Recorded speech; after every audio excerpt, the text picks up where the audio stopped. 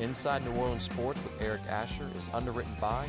Located on Lake Pontchartrain, Brisbee's Lakefront Restaurant and Bar offers traditional West End favorites, a scenic view, oysters, and numerous tasty options. More information is available at 504-304-4125 or brisbeesrestaurant.com. Mr. Ed's Oyster Bar and Fish House has been shucking here since 1979. Located at 3117 21st Street in Metairie, Mr. Ed's Oyster Bar and Fish House offers raw, fried, and grilled oysters as well as a range of Cajun and Creole dishes. Enjoy a dozen with a smile.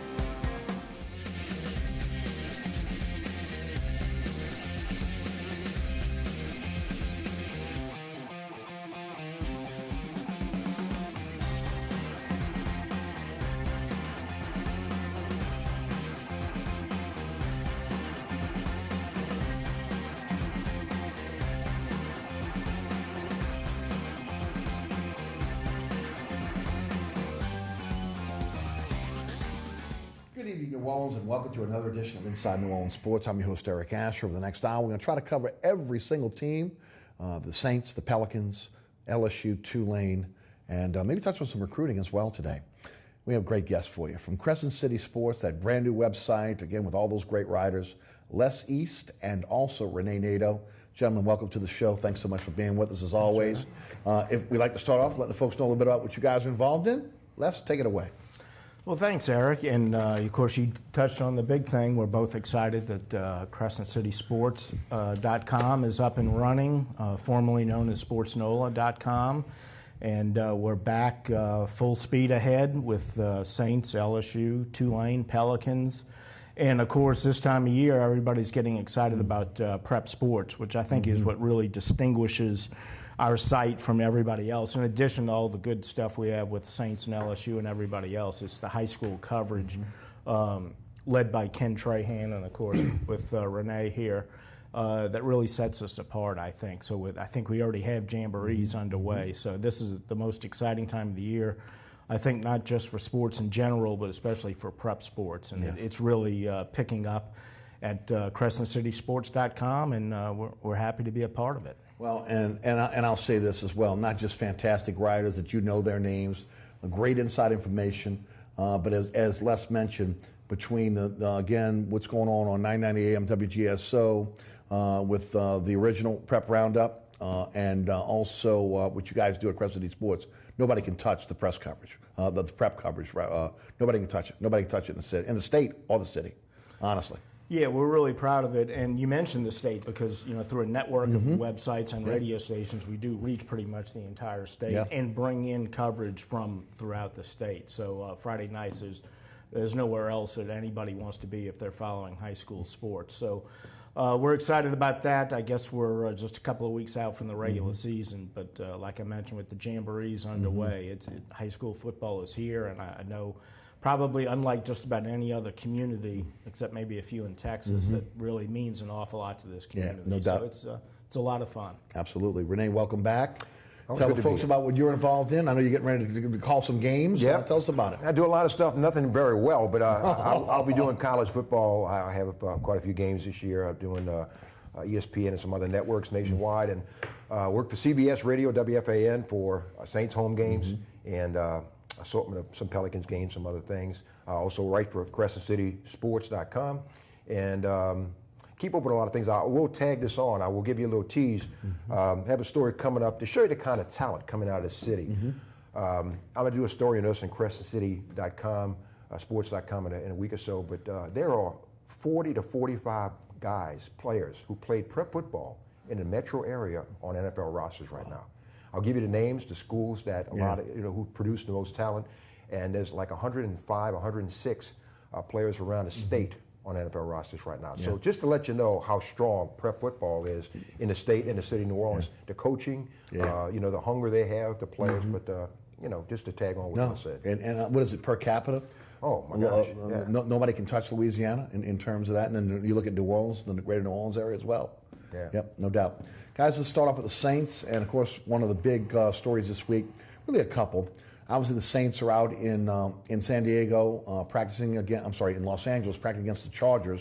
From what we understand, from those that had a chance to see the practice today, offensive line did not do too well. That was one of the things that I was really going to key on going forward, especially with Bosa and Ingram going against Ryan Ramczyk. The offensive line was not able to hold their own. We'll get into more of that as we go forward. But the other big story, obviously, is Delvin Breaux and the misdiagnosis there. Those of you that watch this show, listen to my radio show for a long time, it's been 3 years that I've been talking about the medical staff with the Saints and the Pelicans. And, again, it's not like I had any inside information. It's just what my eyes saw. And I think that a lot of people that watched this closely just were kind of miffed on why guys were getting second and third opinions, why there were misdiagnoses, why guys were taking longer to be able to come back than normal. It just was unusual. And again, I often say it's not an indictment on Oshner, but again, it is an indictment on those individuals who are working with the team. Now, we've heard some really good things about those orthopedists, but ultimately, again, the Saints decided to go in another direction. And a little bit of maybe when you look at the situation, once Delvin Breaux was misdiagnosed, it was called a contusion originally. It was actually a fracture on the fibula right below his surgically implanted plate. So it was just below that. Peyton tried to send a message earlier in the week. He tried to, again, through back channels of possibly trading Breaux, maybe cutting Breaux, thinking that Breaux was sandbagging, not getting out there and being able to run and to be able to get out there because they obviously need him going forward. $615,000 this year, a restricted free agent next year. He is a bargain for this team when you look at his skill set. But again, he is a brittle player. I mean, he's been often injured throughout his career, going back to when obviously he was at LSU. On Wednesday, after a second opinion, Breaux obviously found out that the orthopedist at the Saints, Dr. Derek Jones and Misty Surley, both either a combination of the orthopedist misdiagnosed his injury. Breaux has had successful surgery, we understand, in Green Bay today. He's expected to be out 4 to 6 weeks. But the big thing is now that Peyton met with the team, and he actually went out and pretty much made an impassioned plea to the team to say that, from this point forward, we're going to make sure that every player in this locker room is looked after, and you guys are going to be the focal point of the team going forward. And they're going to make sure, obviously, health, everything else. Again, I think trying to maybe get back some of the confidence of the team, because when you ostracize a player that's obviously hurt on a misdiagnosis, and from what the rumblings we've heard from players in the past in terms of misdiagnosis, having to get second opinions, and those on their way out that talked about the medical staff, a.k.a. Keenan Lewis and others, he had to do some damage control here. And I think he tried to do that. On the flip side, I'm going to get into this a little bit later, the Pelicans have retained Dr. Misty Surrey as their orthopedist and their lead physician on that side, and they're both obviously in the same complex, both owned by Tom Benson. Guys, I just wanted to explain that to the audience where we're at. I want your opinion now. Delvin Breaux, the situation with trying to out Delvin Breaux and trying to force him almost to get on the field, and then finding out about the misdiagnosis, and then coming back and now having to kind of lay yourself out to the team saying, look, I made a mistake, and from now on we're going to make sure this doesn't happen again. Well, this is a tricky story for a lot of reasons, and not the least of which is none of us are doctors. So sure. It's kind of hard for us to weigh in on the job overall done by the two doctors who were dismissed by the Saints. But having said that, obviously Sean Payton felt like a change was necessary, and if you look at the developments over the last several days, he apparently was very close to trading or perhaps even releasing and getting no compensation for a starting cornerback, arguably one of the most important players on this team if he's healthy, because he thought he was not coming back from the injury as quickly as he could, when it turns out apparently there was nothing that Delvin did wrong. It was misdiagnosed, and it wasn't getting better even as he followed the medical advice. So obviously that was the final straw for Sean Payton. And I was out of practice yesterday, and you touched on what I think is the other big element to this story. Not only the danger of misdiagnosing injuries to players, but also the trust factor. And we talked to a lot of players after practice yesterday most notably Thomas Morstead, who's the player rep for the union, for the Saints to the union. And, he said that in the meeting, I guess it was Tuesday night, Peyton assured the team that we're going to do everything in our power to make sure you get the best of everything you need, and that includes the medical staff. And I think he recognized the seriousness of this going forward, that, yeah, you got rid of these two people, but nonetheless, we have to be sure that our health is in capable hands going forward. And Morstead said he thought that Peyton did a very good job with that. So I think it's not something you expect a head coach to have to deal with. Yeah, sure. It's not something that's that obvious, but I do think Peyton recognized where the situation had gotten to because of what happened with Bro, recognized the seriousness of it, dealt with it appropriately, and at least initially has won the players' trust. I think you got to give Peyton credit for the way he's handled this thus far. I give him a lot of credit because I think it's a fragile situation, and when you're dealing with athletes, world-class athletes who, again, make their living with their body, there's got to be a trust factor there. And I think he had to do his best to regain the trust, because if not, you can lose the team. You can literally lose the team in preseason. Rene, your thoughts? To tag on what Les just said, no one, even if you have a cold, none of us want to have anything misdiagnosed. Sure. And if you want to multiply that with a professional athlete who represents, in many cases, hundreds of thousands or millions of dollars or maybe billions of dollars, what it could represent, because that player with the salary and what it affects if he's not there. And the doctor has so much charge if a player's going to get on the field and things like that. I think that this has been something that the Saints have been charting, obviously, and this was, as he said, the final straw. And the thing is that I don't think it's going to be a patch-up really quick with Delvin Breaux. I know he knows it's a business, and everybody does. Yes. But it's going to take a little while for him to realize that he was this close to being let go for something he didn't do wrong. Right. And it's going to be a little while for him to patch it up with the team and Sean Payton and such. But it gotten, I think, pretty severe. And what it represented, what almost happened, and maybe in the past what was misdiagnosed, you're thinking of Max Unger, don't know if that had anything to do with this, but a lot of things, that injuries maybe went on a little bit longer or were misdiagnosed in the past. No, I definitely agree. And look, you got Keenan Lewis coming out now saying that he felt that his career was shortened because of misdiagnosis from Saints physicians. Obviously, Breaux, Lewis, close, both New Orleans guys. They were texting back and forth, from what I understand, during this scenario.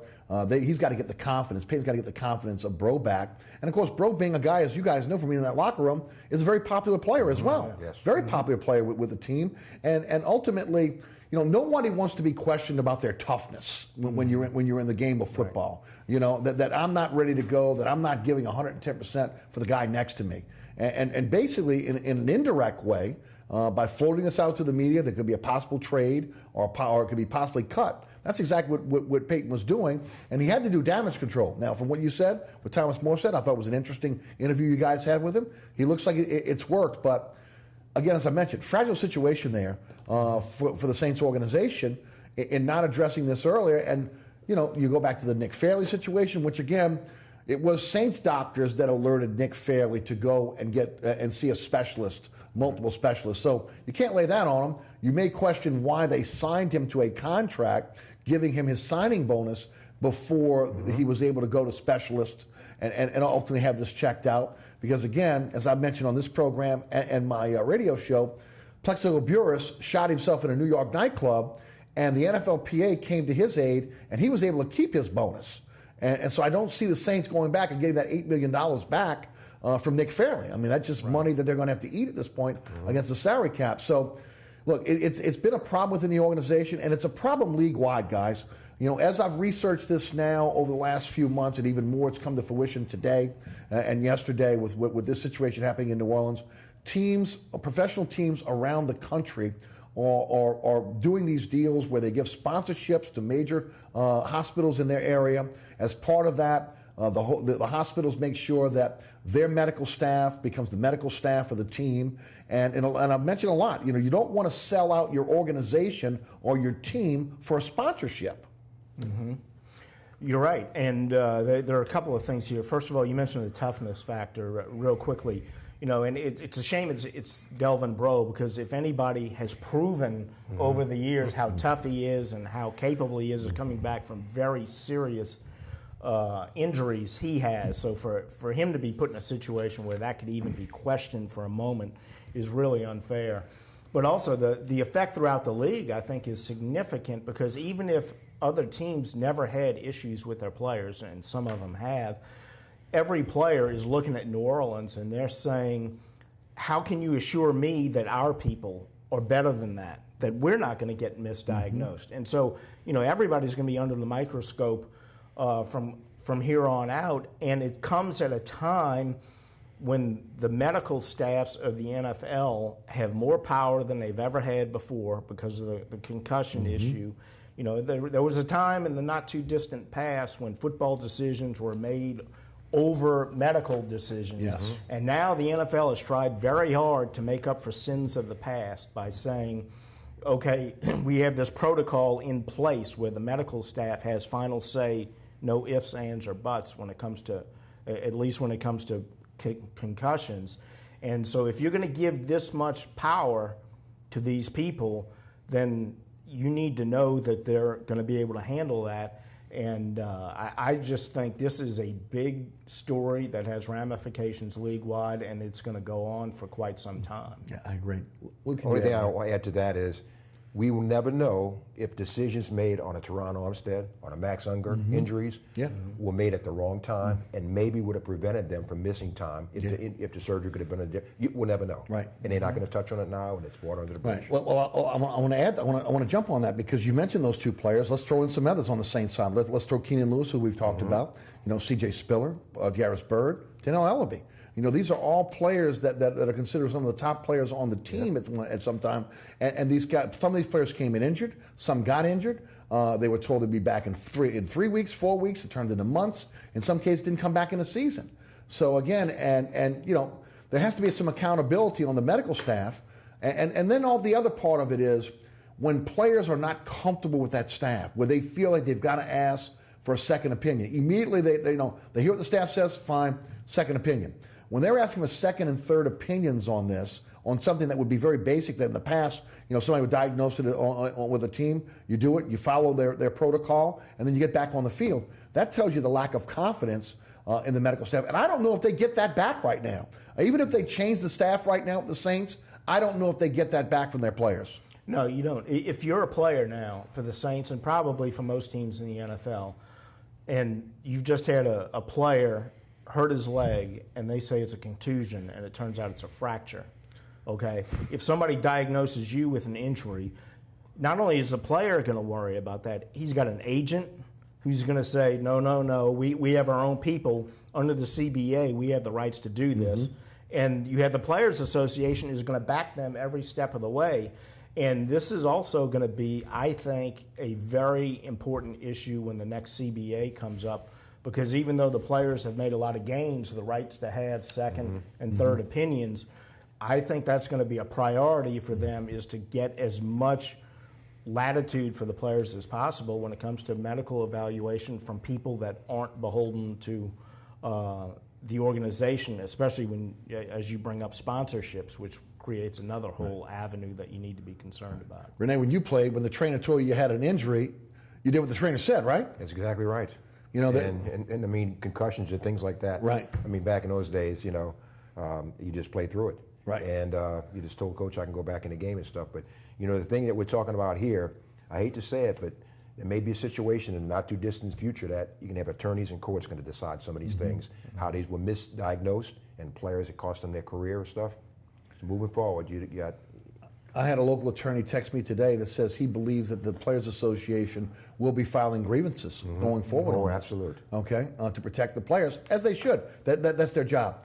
Here's the thing I don't get about this story. It is a Benson organization. The Saints decided to fire Dr. Jones and Dr. Surrey. The Pelicans, on the other hand, have kept Dr. Surrey on as their head doctor, and he's in charge of their medical staff. They believe that the players had lost 351 games in the 2015-2016 season, and that since he has come on, that again, they've seen a vast improvement in the way the players are coming back from injury. You know, Quincy Pondexter, Drew Holiday, Eric Gordon, Ryan Anderson. Of course, this was all pre-Surrey at this point.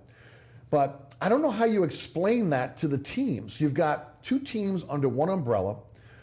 They pretty much share a campus. They share the dining room. These players see each other during the season. So if Peyton stands up and says, these doctors are not good enough for my team and they're not good enough for my organization, then how are they good enough for the other organization, the Pelican organization, which already feels like they're the redheaded stepchild of Airline Drive right now? I wonder that a dichotomy of that going forward for, again, the Pelicans to retain the orthopedist, but the Saints say they're not good enough for our team. I don't see how that decision stays long term. And I'm in no position to judge either of these doctors from a medical standpoint, but just based on what you just laid out there, if I'm Anthony Davis and I go to the Saints and say, Sean Payton does not trust this doctor with his players, why should I trust him? What do the Pelicans do? I just don't. I don't see how this decision stands between now and the beginning of the Pelican season. I just think it's totally untenable. And I think they left it open. And I know Thad Fuchsia very well. He's a native New Orleans, is Anthony Davis's agent. Mm-hmm. And I'm going to have to give him a call and just get his take, because I'm very curious how the players, especially Anthony Davis, is going to react to this, because I think the way they said it, they left the door open that he is the doctor right now, but long range, as Les said. And it's probably been a problem for both organizations. A new broom sweeps clean, and they never seem to sweep clean in either one of those organizations. I don't know how it works. You're going to have 53 to 60 some odd players on the Saints side that again feel that they needed a change. 15 or so on the Pelican side now that have have at least one member of the same medical staff. Now, look, full disclosure here. Dr. Surrey is also the head medical guy for the UNO Privateers. Mark Sussinger, head coach at UNO, sent me a private message yesterday on social media saying, look, this guy is a great doctor. We've had nothing but great things with him, and we like him, and we're retaining him. Okay, so Mark Sussinger's come out and given him a vote of confidence. But right now, when you're under one umbrella, one organization, in one compound, I don't know how one side can say he's not good enough for me, but the other side saying he's all right for us. Yeah. I don't know how that works. Well, and good for Mark for standing up for this person, because obviously he has trust in them, and it would be, and that's not going to be a popular sentiment around town right now. Sure. For him to step up and say that, I give him credit for that based on his experience with him. But at the same point, there are a lot of factors here, unfortunately, that go beyond just the medical evaluation, and a lot of it is perception. And that's really what this particular aspect of the story comes down to, is how can Sean Payton says that both of these doctors are not people he wants going forward, and apparently he has some justification that we're aware of for doing that. How can the Pelicans feel otherwise, and how can you sell that to the players? Forget about the public. How do you sell it to the players? And it's a complicated situation, but I really don't see how the perception is going to survive in that particular case. I would definitely agree. We're going to take an early break. When we come back, we're going to talk a little bit about the team on the field. We'll talk about the Saints, then we'll get into some LSU. Hope to get into some Pelicans and Tulane before the show is over. Also going to definitely touch on the recruiting, since we got the recruiting guru here, Rene Nadeau. All that coming up here on Inside New Orleans Sports. Rene Nadeau and Les East of CrescentCitySports.com are our guests. I'm your host, Eric Asher. Don't move.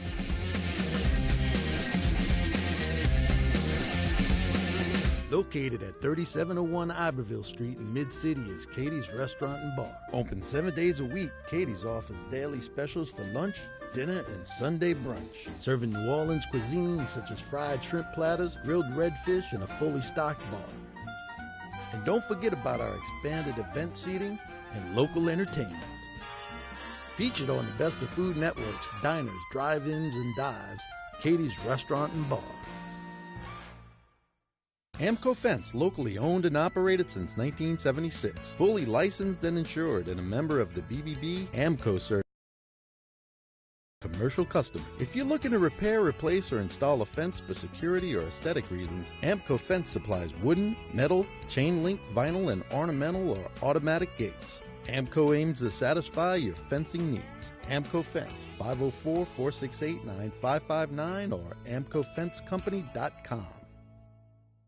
TikTok Cafe, located on Causeway South at the I-10 in Metairie, is open 24 hours a day, 7 days a week, 365 days a year. Our menu offers breakfast dishes like our Western omelet made from scratch biscuits, grits, egg sunny side up, and lunch specials like our homemade cheeseburgers with a side of golden brown fries. Don't forget about our weekday lunch special, and that every Tuesday is steak night. TikTok Cafe, open 24/7 at Causeway South at the I-10 in Metairie.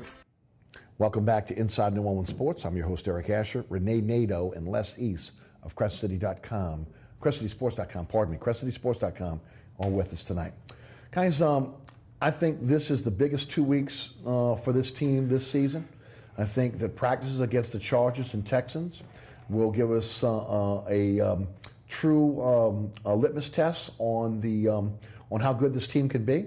I've said this many times on this show and my radio show. I think if you're a smart football player, if you're a veteran football player, and you play against your teammates long enough, you know the plays, you know the strengths, you know the weaknesses, you know how the speed of the guy across from you, his tendencies, and I think it's a little bit of fool's gold at time when you get into training camp, especially when you've been 13 practices. If you're a young player and you're a smart player and you have the aptitude, you're going to pick it up quickly. When you play against another team or practice against another team, you're going against players you have no idea what their strengths, weaknesses are. You don't know the plays. So, again, we get a good feel for really how good this team is. As I mentioned, based on with the tweets we were seeing coming out of Los Angeles today, the offensive line struggled. I was really interested to see how Ramczyk was going to do against Bosa and Ingram as try to see if he's going to be able to stand up to that pass rush. But I really think the 2 days of practices leading up to the preseason game against the Chargers and the Texans, we'll have a good feel by the end of preseason game number 3 how good this team could be this year. I agree. I think that this period with the practices as well as the 2 games is extremely important. And you touched on what I think is the single biggest area of the team, not only going into the regular season, but for that gauntlet they play in the first month of the season, because you don't have your left tackle. Okay, he's gone for at least half of the year. And so you're going to be starting either a rookie, or if the rookie can't handle the job, Ramczyk, you're going to be starting a guy who would have been your backup in Khalif Barnes.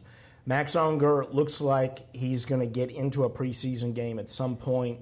They're hopeful he can start at center against Minnesota. We don't know that yet. They say he's on schedule. Nonetheless, you have an offensive line that's going through a lot of turmoil because of those 2 injuries, and they're going to face a really difficult schedule starting the season without having a full training camp with their 5 starters in place. So I think that's really huge for the first month of the season. The early returns from today were not good. Ramczyk is a guy whose head is swimming right now. So, we got to give him time to see how he adjusts. But, when they're healthy, the Chargers have some pretty good players up front on their defense. Absolutely. Even though the one-loss record hasn't been great.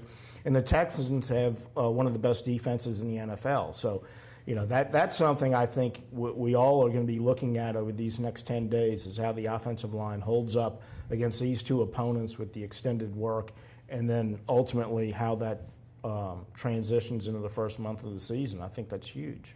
You've seen a lot of Saints practices where they go against other teams. Your thoughts? There's so much on this team is unknown. Offensively, Warford's new.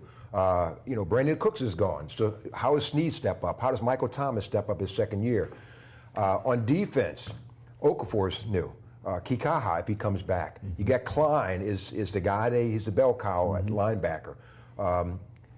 P.J. Williams really hasn't played here much. You got Von Bell, Marcus Williams. There's so many key components. You don't know how good they're going to be or how they're going to perform. I mentioned Ramczyk.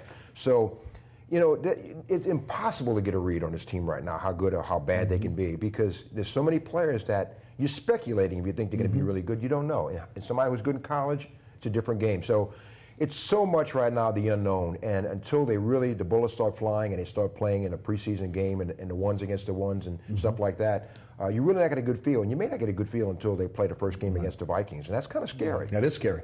Because you're really not going to see much. And it's just, even though some of these rookies who you're going to count on, like a Marcus Williams example, how you see him in preseason is not going to see the real Marcus Williams. And a P.J. Williams, for that matter, he hasn't played much at all. So he'll gradually grow into those positions. Those guys will.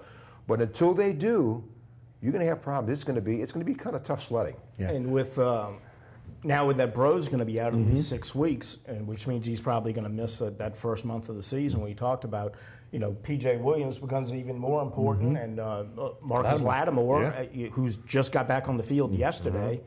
Those guys and all the other cornerbacks have a lot more pressure on them. So that's another development that creates a lot of the uncertainty you talked about. Both you guys have seen practice. What's impressed you the most about this team thus far? Well, I get the sense that this, and I haven't covered this team the last few years, so I don't know what they look like in practice the last few years. But based on what I'm used to seeing from having covered them a lot in the past, and this year, it seems to me that there's definitely a seriousness, a work ethic, a tempo to practice that you like to see and that we're used to seeing with the Sean Payton coach team. Maybe that was there in recent years. I get the impression maybe at times it wasn't quite as good as it's been. As far as some individuals, I think probably the guy whose name comes up first is Brandon Coleman, who's, you look at him out on the field, he just looks the part of a big play wide receiver. Everybody's been waiting for him to put it all together. He's been up and down in camp, but he's been up a lot more than he's been down. So he's a guy who's really caught my eye, and I think a lot of other people's eyes. You need to see him do it in a game, especially in the regular season. Yes. But I think this is a team that will be better on defense from what we've seen. You mentioned A.J. Klein. Looks like he's going to probably start on the strong side, be in the middle and the nickel. So he's a guy who may not come off the field hardly ever. So he's important. But also Alex Anzalone from Florida. Oh, yeah. He's a really good athlete. I think he's going to find a niche in that linebacker thing. He just stands out. You watch him run around the field. He stands out with his athleticism. And I think Marcus Williams stands out. You can see why he created so many turnovers at Utah. He's just has the instinct for it as well as the athleticism. So I think all of those things stand out. And, but we've talked about it before, that they've got to be significantly better on defense, and that's something you can't really gauge in practice. Your thoughts? A.J. Klein jumps out. And I'm going to tell you, it's a little early, but he does a lot of things very similar to Jonathan Vilma. He really does. He's not always in the middle, but he does a lot of things similar. And you got three guys, and he mentioned Anzalone. Manti Te'o is a little bit better than I thought he would be. Okay. He's done better than I thought he would be. A.J. Klein. So you got three linebackers, new linebackers that could certainly upgrade that position. Okafor could be an upgrade there. Kikaha, if he comes back, he's worked really, really hard to get back on the field. And Coleman on offense. Kamara is a guy that, man, they really, he could bring a lot. Yes. And Ted Ginn, if he can hold the ball, can be certainly a big weapon. But Kamara and Ginn are two guys that can upgrade that offense and give Drew Brees a couple of weapons, unlike what they had last year. And I think that's the leadership. And Sheldon Rankins, I can see, he had a lot. He lost a lot of his rookie season, and I think he's going to be certainly an upgrade there this year. Guys, watching the Cleveland preseason game, the first thing that stuck out to me was, again, the depth at linebacker. You see a significant depth. You see the talent level that's been lifted on defense. They are a much more talented defense than they've been in the past. You've got a little bit more depth, although it's unproven depth, at the cornerback position. Now, safety looks to be one of the strongest positions on this team now. Again, some question marks along the defensive line. You've got Onyemata, Davidson, and Rankins will be the key there. You liked what you saw out of Kikaha and Okafor at times. We know Cam's going to be steady on the opposite side. Offensively, again, I'm a little concerned about the depth on the offensive line. I like what I saw so far out of the receiving core. Tommy Lewis obviously had a good game, but again, I think that there's been a real battle in camp there. And you mentioned Kamara. Obviously you see Mark Ingram, who's going to be approaching his 30s very soon. You've got Adrian Peterson, who probably has maybe a couple years left in the league, even though, again, we'll see how much he's got left in the tank. But, when I look at Kamara run and I look back at what he did at Tennessee, I think he's more than just that Sproles-Bush type back. He could be your bell cow back in a couple years from now. It'll be interesting to see there. And I thought Nesbitt did a nice job in terms of the third quarterback role. Now, I don't know if they carry three quarterbacks, but those are the impressions that I took away from the Cleveland game. What did you take away?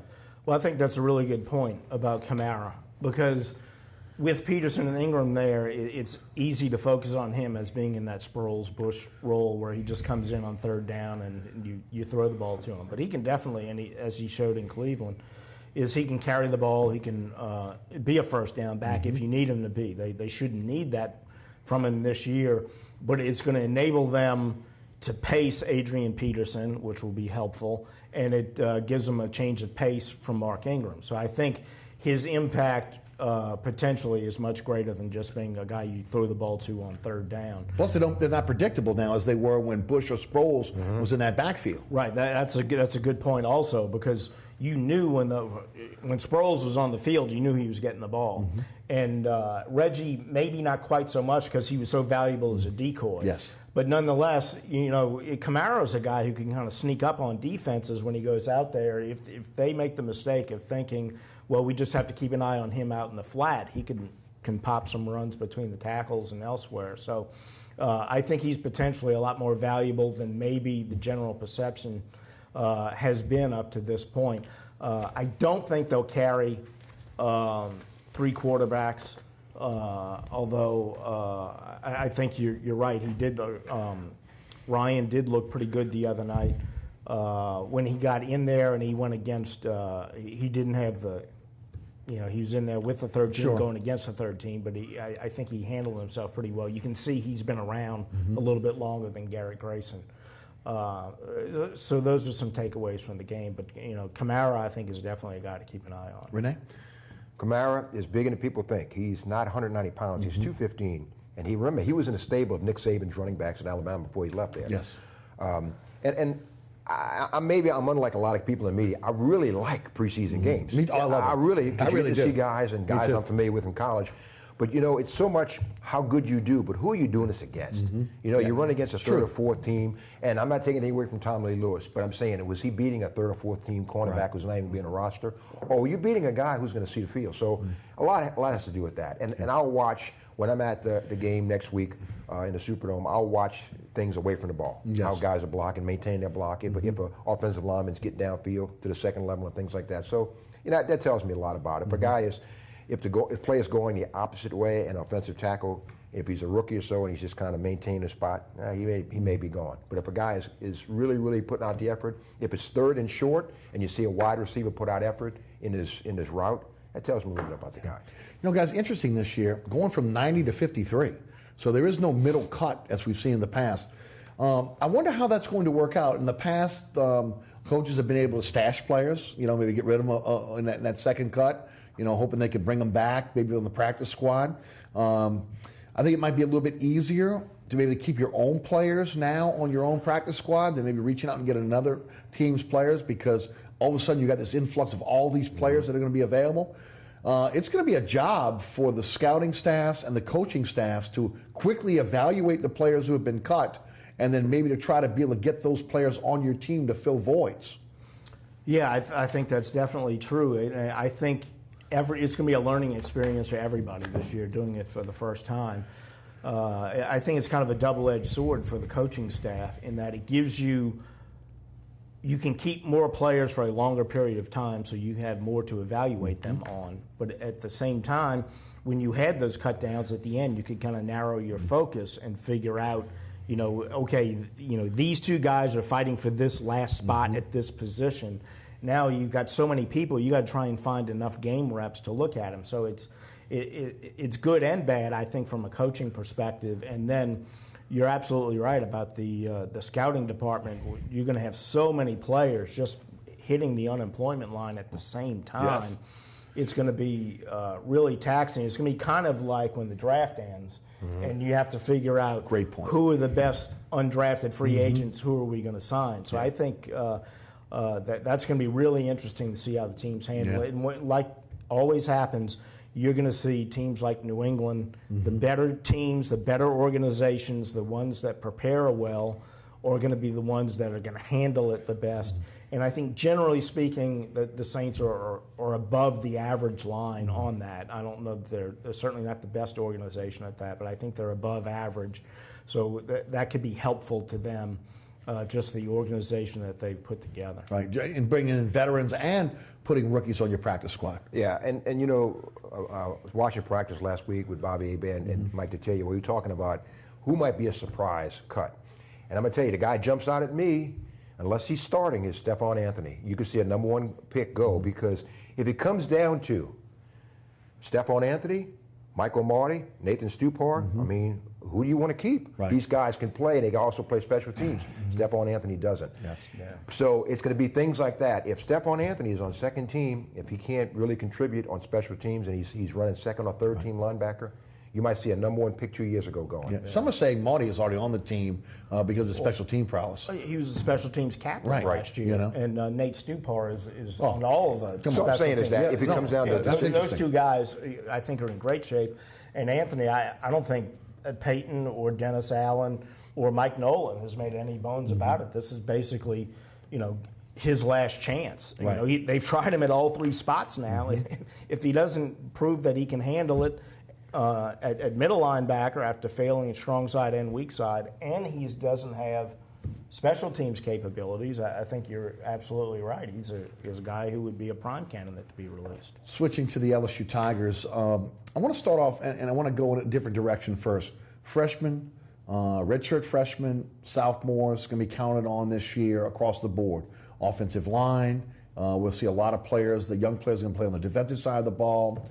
I want to start with you, Rene, first, because the Tigers have lost a lot of offensive linemen within the last 18 months, and they just lack really critical depth going forward. We're going to see a lot of young players going to get a chance to play. Those guys may be playing there for 3 years from now, depending on how they fare out. What's the recruiting look like in terms of the state, in terms of what LSU has in the fold when it comes to the high school players that will be coming out this year? Talk about that, and then specifically talk about the offensive line, if you would. They got 3 commitments right now on for 2018. One is a guy named Chasen Hines. He's 6'3", 350, one of the highly rated guards in the country. Cameron Wire is about 6'6", 275 a tackle. They got Josh Smith, who's one of the best centers, 6'4", 275 out of Mississippi. And they got a commitment from a guy his name is Dare Rosenthal from Faraday. He's 6'7", 327. He wants to be a defensive tackle, and that's what we recruit him as, but he's got all the skills and the long arms of an offensive tackle. And I can't say it's going to be very long if he does sign with LSU, that they're going to take a long look at him. And keep a guy named Badara Traore, 6'8", 315 pounds, and he's one of the best junior college tackles, and LSU and he have a pretty good relationship. He's a guy that could plug in and play, left tackle. So those are some names, and you're going to hear Deculus, who's a 2018 signee,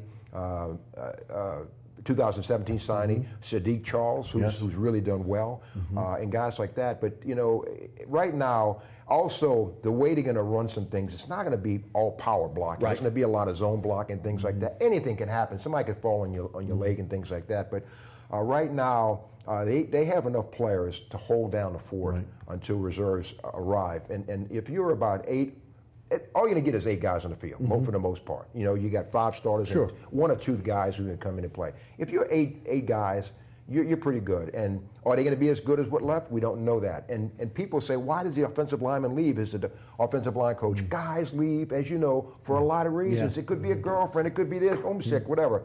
And it just happened to be offensive lineman. It's not the coach's fault or anything like that. Sometimes it just hit at a certain spot, and it's happened to be offensive line. Some may have left for playing time and all, too. But the simple fact that LSU right now is good enough with a couple of people deep to hold their own and get through their schedule and do well. Right. Les, I'm going to get back to you in a moment. I keep hearing about this 2019 class. It's supposed to be spectacular. Yeah. What about the 2018 class? 2018 class is good. And I'm going to tell you what, LSU's got a great relationship with a couple of guys who are number one at position. Terrace Marshall, who is the number 1 wide receiver in the state and number 1 wide receiver in the country. And Patrick Surtain Jr., who we both remember his dad. He's the #1 cornerback in the country, and LSU has great relationships with them. Also a guy named Harold Joyner, who's 6'3", 218 pounds, right under Nick Saban's nose in Birmingham, Alabama, really likes LSU, and there's a really good chance he could join the fold right now at the running back. So the 2018 class looks very good. They're in with a lot of highly rated players, and in some cases, it's LSU, Alabama, Ohio State, and those schools are 2 or 3 of the top choices of the players they're recruiting. So, you know, they got a great shot. They're highly rated right now, and the 2018 class it certainly has the talent to give you everything you need. Let's talk about this year. Let's talk about Miles Brennan. Everybody's raving about Miles Brennan. The media will get a chance to get into practice next week and see Miles Brennan for themselves. We're hearing quick release. We're hearing accuracy. We're hearing strong arm. Your thoughts? You know, he did well, and he threw over 16,000 yards, 15,000 yards, and 160 touchdowns. Crazy numbers at Bay St. Louis. But he performed well at the Elite 11, at the Nike camps, and things like that. He's 6'4". He's 198 pounds now. And what helped Miles Brennan is that the Matt Canada offense, they kind of gave it to him in small increments in the spring. And so he didn't really miss that much. And he made trips to Baton Rouge and did some mental reps and watched film of Matt Canada, and Miles Brennan is a very intelligent guy. And so when he got to campus, he wasn't that far behind. And because the coaching staff got the chance to look at Nolan Narcisse and McMillan, those guys, they kind of said, well, let's give him a shot and look. So they gave him a quick study and gave him some extra reps, and he capitalized and did very, very well. So credit Miles Brennan's ability to grasp things quickly, and like Sean Payton has said many times, no matter how talented you are, if it takes you 2 or 3 reps to get it or more, you know, it's the guys who grasp things the quickest are the ones that are going to play. Right. What do you think there's a legitimate shot Miles Brennan sees significant playing time this season? I think it's possible. I think the LSU quarterback situation is fascinating. And if you listen to Ed Orgeron, he keeps saying Danny Etling's a starter, but he keeps leaving the door open for Miles Brennan. And Miles Brennan keeps getting some reps with the first team. Not a tremendous number, but apparently getting some. And they've also put together a package for Lowell Narcisse, who I could see getting some reps as sort of a change of pace. But, you know, Ed Orgeron is a guy who's not really going to be judged by this first year. He's a guy who's going to be judged after 2 or 3 years. Does he have this program going in the right direction?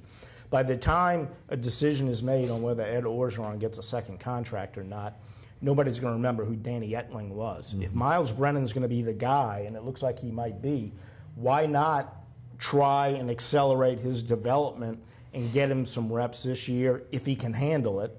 And if he proves he can handle it, keep feeding him more and more and more, because if he's going to be your guy next year and the year after, that's when the decision's going to be made on Ed Orgeron's future.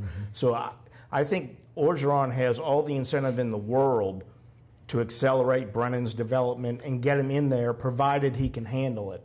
And that's hard to say at this point. But I think Orgeron would have no problem whatsoever giving Miles Brennan significant playing time as a freshman if he believes he can handle it. Rene? I think if Danny Etling was going to go down for 3 or 4 games, Justin McMillan would be the quarterback. Really? Yes, because you do not want to see Miles Brennan step in and play the Ole Misses, Mississippi States, and Alabamas. Boy, I tell you, that could be scary. Justin McMillan at least has been on the team, and he's been on the field, and he's been around for 3 years. So I think if Danny Etling went down for 3 or 4 games, I could almost bet anything it would be Etling. I mean, it would be McMillan to go in. And if you want to compare Danny Etling, Matt Mark is a very comparable player. Yes. Very intelligent. I wouldn't say limited, but he knows what he can do and what he can't do. And he manages the offense, and he's a leader-type guy. Matt Mark is a guy. Who would you compare Brennan to? Tommy Hodson. Would you? Yes. Tommy Hodson. Okay. Yes. And Tommy was very sharp. Tommy played as a redshirt freshman. And Tommy knew where to go with the ball, and he knows what he can and cannot do. And Miles, in some ways, similar in size, in style, very close to Tommy Hodson. And a wild card in this is we don't really know how much Etling might have been affected by that back issue last year. And apparently he's healthy, is working on correcting some mechanical flaws that developed while he compensated for the injury. So if he can elevate his play significantly, then we're probably not going to be talking much about these other guys this year. I know the media is excited about getting in and seeing this team for the first time. It's year 2 of Aranda, and of course, year one of the new offensive system. No doubt about it. Let's head to the phone lines. 866-3200. Jeffrey is on the West Bank. Jeffrey, welcome to Inside New Orleans Sports. Hey, Jeffrey. Thank you for accepting my call. Thank you for calling. I had a question and opinion. I don't believe that New Orleans Saints will ever win another playoff game, let alone make it under Sean Payton. I don't believe so. I don't believe he's been held accountable for the past 4 or 5 years as a coach. And really, this thing with Delvin, bro, really did it for me. I do not like the way he has handled this at all. And I personally think he should put his resignation with this Delvin Bro situation. I'll have the panel discuss it. Guys, a lot of people believe it's a make it or break it year for Sean Payton. Well, I think it could be. I mean, you've had 3 straight 7-9 seasons. I think when he first came back from the suspension, you saw kind of that fire in the eye, and they had that big year. And since then, I think it's reasonable to suggest maybe he's lost his edge along the way at some point. I get the impression, based on the firings during the offseason on the coaching staff and the way he's approached this year, I think he senses that urgency. I think he's getting that edge back, and I think he'll be evaluated by how this team does. If they don't do well, if they have another 7-9 season or worse, I could see him being gone. But I expect this team to be better than that. I don't know if they'll be significantly better, but I think they'll be better than that. And I don't, the Bro thing was unfortunate for a lot of reasons and very complicated, but I don't see why that would cost him his job. I'm going to quote the Bible. This is terrible coming out of me, but what is it for those who much is given, much is expected? I'm close. I'm close. Am I not? Right, no. Okay. Yeah. So if you got Sean Payton, who's given a lot of money, what he's making $10 million? Okay. Highest paid coach in Plus he's got a lot of power. Yeah. I don't think there's any NFL team he can go to and have the power he has in the decision-making process. So he's given a lot, opportunity and money and everything else. And I know injuries are going to come into it and stuff, but don't tell me how rough the water was. Did you get the ship home? And I'm quoting everybody tonight. But the thing is that Sean Payton's no other coach is going to have his record and be retained for a 4th year if he doesn't do something and get into the playoffs and maybe make a splash. Greg is in home, and Greg, welcome to Inside New Orleans Sports. Hey, Greg. The question I have is, I guess the big elephant in the room is, so Delvin Bro's going to be out for at least a month. So what happens if the secondary and the defense is all gelling? And, I mean, what does Dennis Allen do or Sean Payton do with Delvin Bro? And I'll hang up and listen. I think it's a good problem to have, right? It is a good problem to have, and it's a good question. And I think it comes down to individuals. Whoever steps into that position, Marshawn Lattimore perhaps, whoever it might be, how is that individual playing? But you use so many defensive backs now, especially cornerbacks, that I don't think they'd have any problem finding a role for Bro and the people who step up in his absence, because you have to play so many cornerbacks. So it'd be a good problem to have, and I think one that's easily solved. Rene, you're smiling. What if Mark Ingram runs for 200 yards against the Vikings? Boy, Adrian Peterson is sitting there waiting for his turn. So it's a good problem to have. Well, I think that's going to be interesting. How do those guys coexist with a guy like Kamara who can also run the football? Exactly. It's a very crowded backfield. Yes. And a guy that's used to being the guy, right? Yep. I mean, Peterson's going to be in the Hall of Fame first ballot. I mean, again, as you get into the season, how do you feel about sitting behind a guy? What was it, 20% of the snaps that Hightower got last year? Oh, yeah. I mean, that's 80% going to Ingram. That's a big change this year. Oh, yeah. But, I mean, there's no way you're going to keep Adrian Peterson or Kamara on the sidelines because you're going to take beating and stuff like that. But if Mark Ingram jumps out to a big first 2-3 games, and you don't need Adrian Peterson or Kamara as much, which is not going to happen. So it's a good problem to have. Cole is in New Orleans. Cole, welcome to Inside New Orleans Sports. Hey, Cole. Cole, you with us? Saints are in some big trouble with Sean Payton right now. But the real question I had was, I was wondering if y'all have been keeping up with Hard Knocks Tampa Bay, and if they look impressive to you. Because they do to me, and I know they're overhyped because it's HBO, but I don't know. It's kind of I just wanted to see what y'all's opinion, what Hard Knocks would have on their season. All right, thanks. I have not. I have not. I usually watched watch it when it's over and come back and look at them all. But again, I think Tampa Bay is going to be a much improved team. I think everybody believes that, right? Oh, yeah, absolutely. Sure. Yeah, absolutely. I mean, I haven't seen Hard Knocks, but I think based on what we know about them, they have a chance to contend for a playoff spot. Yeah, no doubt. The NFC South is going to be tough. No doubt. It's going to be tough. It's very toughest No division, absolutely, in the NFL. Right. Harrison is in New Orleans. Harris, okay, let's go to David in Thibodeau. David, welcome. David, you with us? Can you hear me? Yeah, we got you now. Go ahead, David. Can you hear me? Got you, brother. Go ahead. Hello? Yes, you're on the air. Hello? You're on the air, David. Can you hear us? Hello? All right, we'll come back. We'll come back to David. Guys, Tulane. Willie Fritz, year 2. What are your thoughts? Well, I think it's going to be an interesting year. I think any time you have a new regime, there's a transition period the first year, obviously, that makes it difficult on everybody learning new systems and such. But given that his offensive system is so radical from what most people run, I think probably that transition period is a little more complicated than it is for most people. So I think, and then you have the recruiting aspect of it, bringing in his own players. So I think the improvement from year 1 to year 2, I think, is going to be more telling with Tulane than even normally with a coaching change, simply because of the system. And he played a lot of freshmen last year. He did, and Tulane has the best defensive secondary in the conference, AAC. You got Nickerson, you got Lewis, you got Franklin, and Teamer from Brother Martin kid. Jack Curtis does a great job with that defense, and Banks coming aboard as a quarterback. Yeah. I can tell you, I can see Tulane winning 6 or 7 games because they were really, really close. Yes. Wake Forest and the Duke games last year, and I think they can finish. And everywhere Willie Fritz has been, he's been successful. So he's getting the pieces, and that offensive line is going to be better than last year.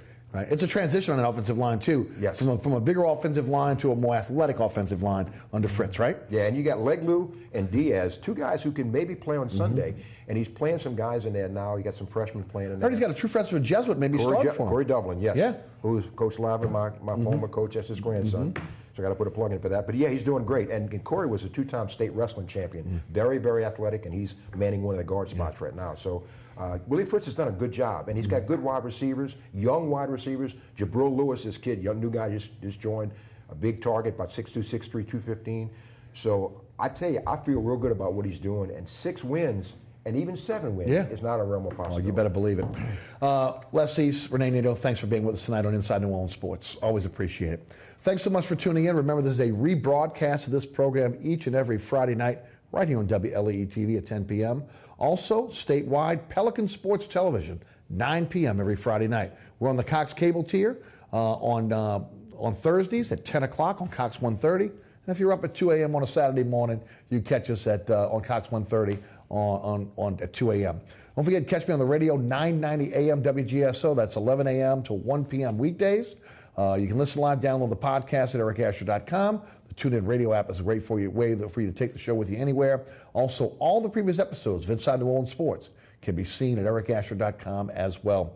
Again, special thanks to our guests. Great panel tonight, Les East and also Rene Nadeau, CrescentCitySports.com. Make sure you check that out. And, of course, to our production staff here at WLAE, Ron Yeager, Jim Dotson, Trey Lopez, Kenny Juno is back in the fold, and, of course, my director, William Hill. Thanks so much for watching. We'll see you next week for another edition of Inside New Orleans Sports. I'm your host, Eric Asher. Have a great week.